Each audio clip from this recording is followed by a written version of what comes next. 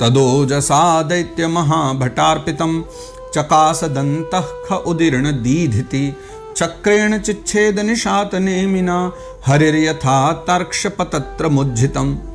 तदौजसा दैत्य महाभटार्पितम, यानी महाबली वो जो हिरण्याक्ष है, वो राक्षस जो है, फिर जो है ना अत्यंत वेग से छोड़ा हुआ वह तेजस्वी जो त्रिशूल है वो आकाश में बड़ी से तेजी से चमकने लगा। यानी उसने तो छोड़ दिया त्रिशूल भगवान के ऊपर, आकाश मार्ग में वो चलने लगा, त्रिशूल भयंकर चमकने लगा। और फिर क्या हुआ, उसने सोचा तो था इससे तो भगवान मर ही जाएंगे, लेकिन भगवान ने क्या किया, भगवान ने चक्रेण चिच्छेद निशात नेमिना, भगवान ने अपना चक्र चला दिया और भगवान ने उसे अपनी तीखी धार वाले वो जो चक्र है सुदर्शन चक्र, उससे जो है उस त्रिशूल को काट डाला।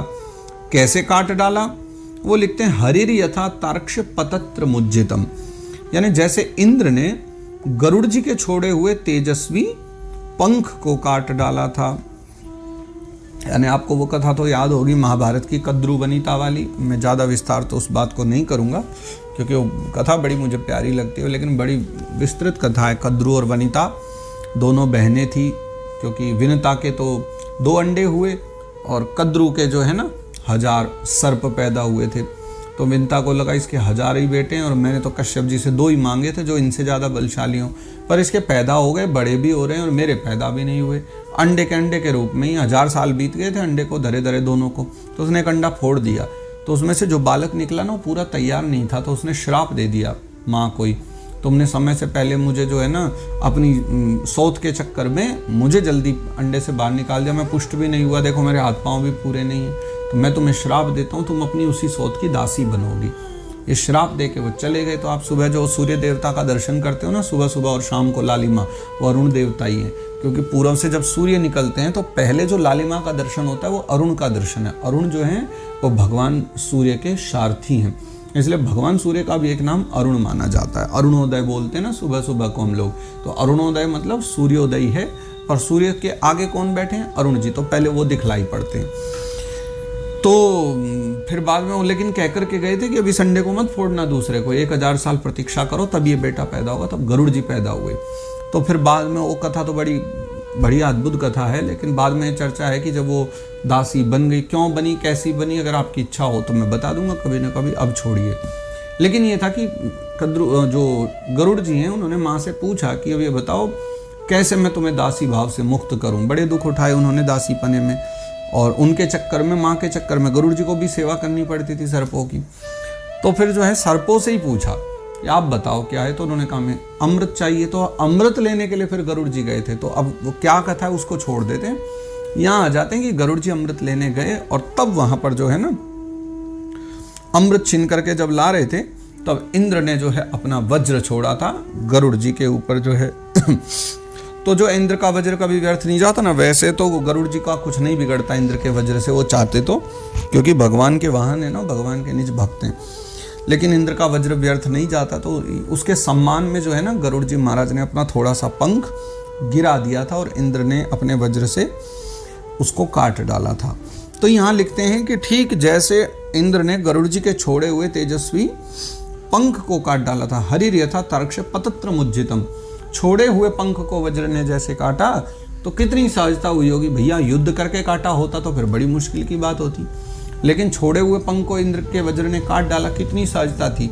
उसी सहजता से भगवान के सुदर्शन चक्र ने उस हिरण्याक्ष के छोड़े हुए त्रिशूल को काट डाला। अब आप लोग यहाँ ये मत विचार करिएगा क्या भगवान ने, जैसे गरुड़ जी ने इंद्र के वज्र का सम्मान किया, तो भगवान नारायण ने शंकर जी के त्रिशूल का सम्मान क्यों नहीं किया। भैया ये वाला जो त्रिशूल है ये भगवान शंकर का नहीं है। हाँ, त्रिशूल भगवान शंकर का, इसलिए किसी के भी हाथ में हो तो देख के हम लोग यही कहेंगे कि महादेव का, लेकिन वो दिव्यास्त्र नहीं था जो हिरण्याक्ष ने फेंका।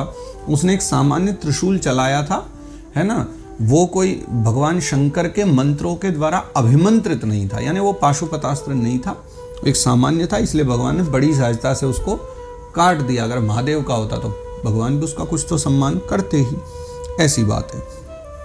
आगे कहते हैं, वृणे स्वशूले बहुधारिणा हरे प्रत्यत्य विस्तीर्ण मुरो विभूतिमत् प्रवृद्ध रोषः सकठोर मुष्टिना नदन प्रहत्यांतरधीयता सुरः।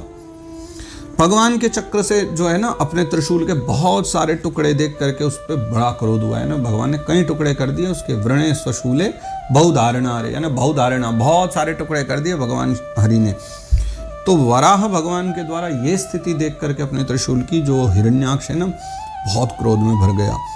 फिर क्या करा कि वो पास आया और पास आकर के प्रत्येत्य विस्तीर्ण मुरो विभूतिमत और प्रवृद्ध रोष कठोर मुष्टिना कठोर मुट्ठी बांधी और प्रवृद्ध रोष क्रोध में भर करके जो है उसने भगवान के वक्षस्थल पर, कैसा वक्षस्थल, जहाँ पर वो है श्रीवत्स का चिन्ह बना हुआ है, कौस्तुभ मणि है, तो वहीं जो है उसने घूसा मार दिया कस करके। और बहुत जोर से जो है ना फिर गरजता हुआ नदन प्रहत्यांतर दीयतासुर, गरजता हुआ गर्जना करके अंतर ध्यान हो गया, यानी माया में है ना, तो छुप गया जो उसी समय वो।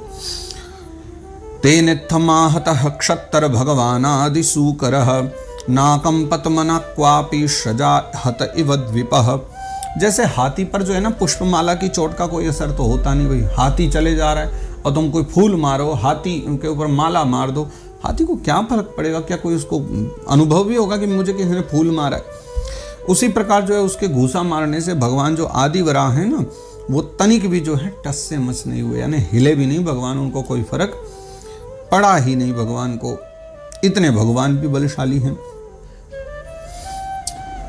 अथोरुधाश्च जन्मायाम योग मायेश्वरे हरौ याम विलोक्य प्रजास्त्रस्ता मेनिरेश्योपसंयमम।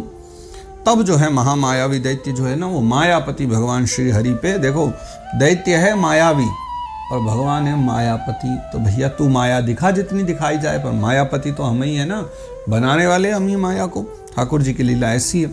तो महामायावी वो जो दैत्य है वो मायापति भगवान श्री हरि पर अनेक प्रकार की मायाओं का प्रयोग करने लगा। तो क्या हुआ कि जिन्हें देखकर सारी प्रजा तो बहुत डर गई, यानी देवता आदि के सब माया के बंधन में सब के सब भयभीत हो गए और सबको ये लगा कि अब तो जो है ना कुछ भी कहो भैया संसार गया।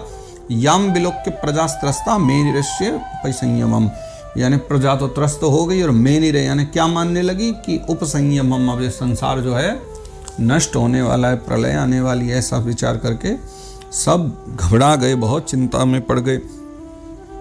मैत्रेय मुनि कहते हैं प्रवुर्वायवश्चंडास्तमः पांशम मयिरयन् दिग्भ्यो निपेतुर्ग्रावाण क्षेपण प्रहिता इव। बहुत जोरों से जो है ना प्रवुर्वायवश्चंडास्तमः पांशम मयिरयन्, भयंकर प्रचंड आंधी चलने लगी। प्रवुर्वायवश्चंडा मतलब भयंकर एकदम हवा चलने लगी, जिसे हम लोग आंधी कहते हैं।